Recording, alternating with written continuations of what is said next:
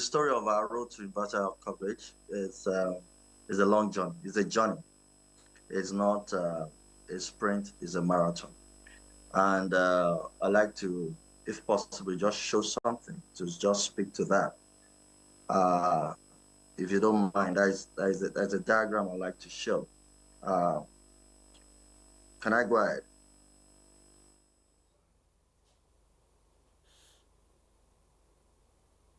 Can you hear me? Yes, yes, go ahead. We can hear you. Okay. Okay. So you'll see. Okay. So the challenge of Nigeria is very, very simple. Uh, in 1960, Nigeria's population was 45 million. Meanwhile, the source of this data is from the World Bank.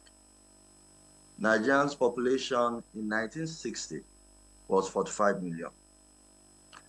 In 2023, Nigeria's population is about 218, between 218 and 223 million. And that's a population growth of about 300%.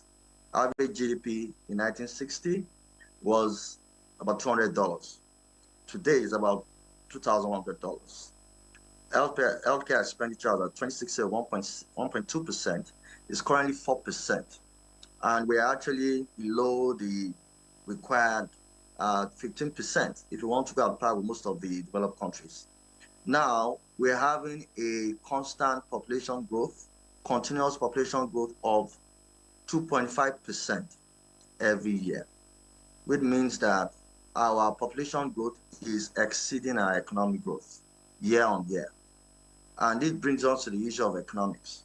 I just wanted to show this so that we can have a good perspective of what has happened over time, why we are lagging behind, and what are the things we need to do to address it.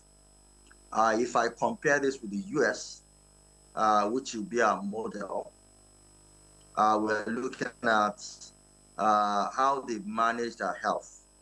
You see that they had a population of about 180 million in 1960 to about 332 million in 2023, just a growth of 75%, where our own has been over 300% and continues to grow. This is where I want us to look at. We have a US that the current annual population growth is 1.5% compared to that of Nigeria.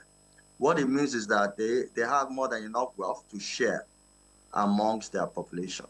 So I just wanted to share this to put things in perspective, that our population growth over the years has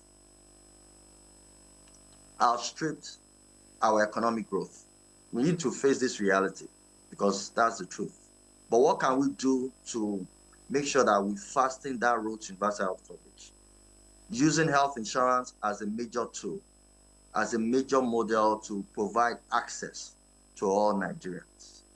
So on behalf of the HMOs, the strategy we think that should be applied is, number one, for the government to prioritize healthcare. Because the truth about it is that until we prioritize healthcare, productivity will continue to lag behind. And that's why I share that example. Look at economic growth, look at population growth. Population growth is outstripping economic growth.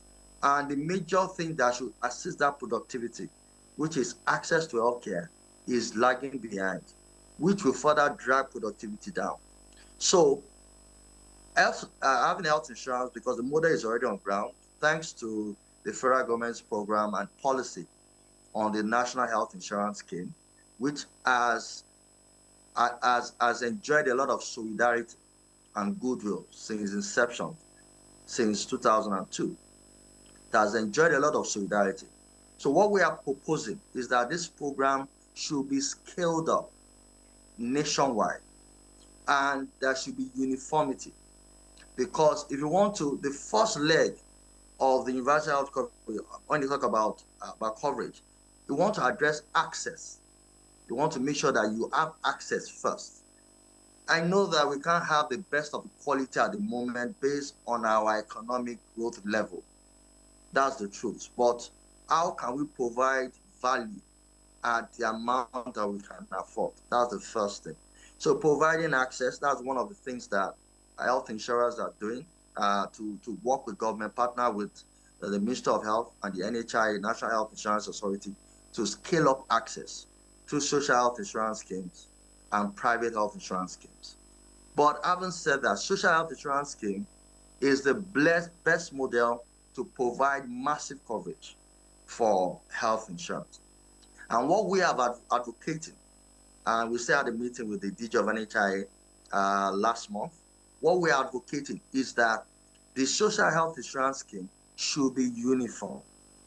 What we're saying is that if you want to achieve access and make sure that the access is 100% as much as possible, if you start to fragment the pool and you have different types of health insurance schemes, social health insurance schemes across the country, you will have challenges in actually covering them because you have a lot of fragmented pools and you have different schemes by different states. So while the states have started their scheme, which is commendable, the BSCF, the fund, is being given to the states to assist them with their social health insurance. This is a good initiative. Can we get them? Can we get some form of compromise so that everybody comes under that national program of the NHIA, which is the NHIS, so that we have just one scheme, one social scheme that will be administered by each of the states of the 36 states, so that we have one pool. One pool. Once you have one pool, enough fund comes, the plan is across the country, and access will improve with that kind of system. It's better that way. You will have private health insurance as supplementary and complementary by the side. That's not a problem. But if you have one social health insurance pool and all the states can agree to administer those benefits of that plan in each of the states, then you have one massive pool. There will be massive cross-subsidization, making sure that that cost is really affordable and can do more. Right now, all those schemes are fragmented. Different states having their own schemes, and those schemes do not connect. For example, if I buy a scheme from Ogun State, a social health insurance scheme from Ogun State, if I come to Abuja, I can't use it in Abuja. So if a pregnant woman comes to Abuja and she has to deliver in Abuja and she bought a social scheme from one of the states, she can't use it in Abuja. So if we have just one scheme, it will further reduce the need for government to now be paying, like what Dr. Shoitire is saying, to set up additional funds for them to be paying for pregnant women, what they are trying to do now. If we had just one scheme that is accessible nationwide, one policy, and all the states are administering it and managing their funds, and they are reporting to the NHIA, and they are sharing from the BSCF, that's fine. We have one massive pool that will help to cross-subsidize properly. If you understand the principle of insurance, cross-subsidization is one of the game changers. If you have a massive pool of people, you find out that it will be cheaper to provide care for them. That's one thing. So if you can achieve access through bringing everybody together through the social scheme so that more Nigerians, the masses, can come under it, it will further reduce the cost and help to improve access greatly. So we will have achieved one of the major three pegs, which is the access. Then we can now talk about affordability. We can now talk about quality. We can continue to improve quality. Quality is a never-ending journey.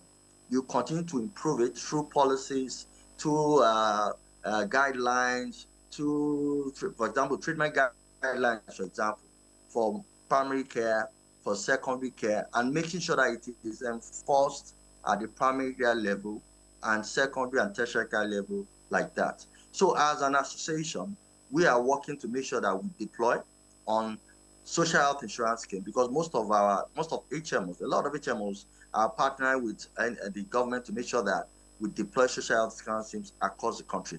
But these are issues that we feel that we need to address to move forward. It's better to have access. You have a scheme that is basic. It doesn't have to do everything. For example, we have challenge with infant mortality, maternal mortality. If we use this access strategy to address these two major areas, so that Nigeria gets off that list, where we are becoming the worst in maternal mortality in the world. This is